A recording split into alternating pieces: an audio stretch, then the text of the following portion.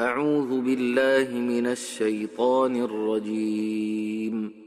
بسم الله الرحمن الرحيم. هل أتى على الإنسان حين من الدهر لم يكن شيئا مذكورا إنا خلقنا الإنسان من نطفة أمشاج نبتليه فجعلناه سميعا بصيرا إنا هديناه السبيل إما شاكرا وإما كفورا إنا أعتدنا للكافرين سلاسلا وأغلالا وسعيرا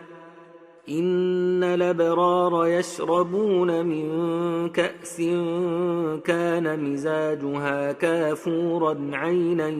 يشرب بها عباد الله يفجرونها تفجيرا يوفون بالنذر ويخافون يوما كان شره مستطيرا ويطعمون الطعام على حبه مسكينا ويتيما وأسيرا إنما نطعمكم لوجه الله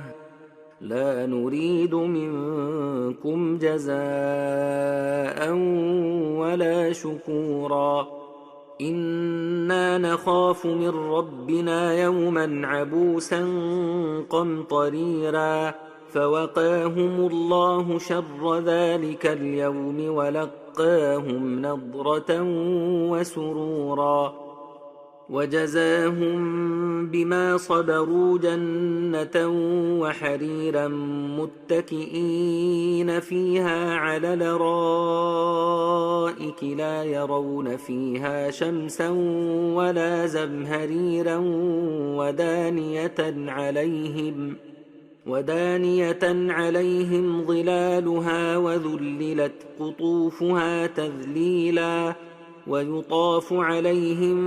بآنية من فضة وأكواب كانت قواريرا من فضة قدروها تقديرا ويسقون فيها كأسا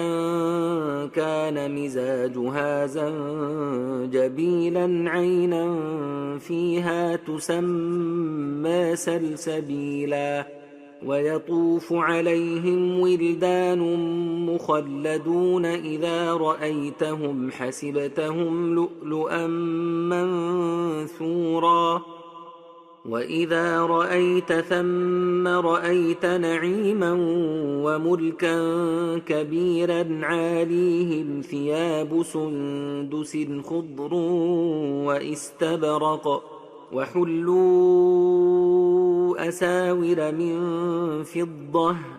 وسقاهم ربهم شرابا طهورا إن هذا كان لكم جزاء وكان سعيكم مشكورا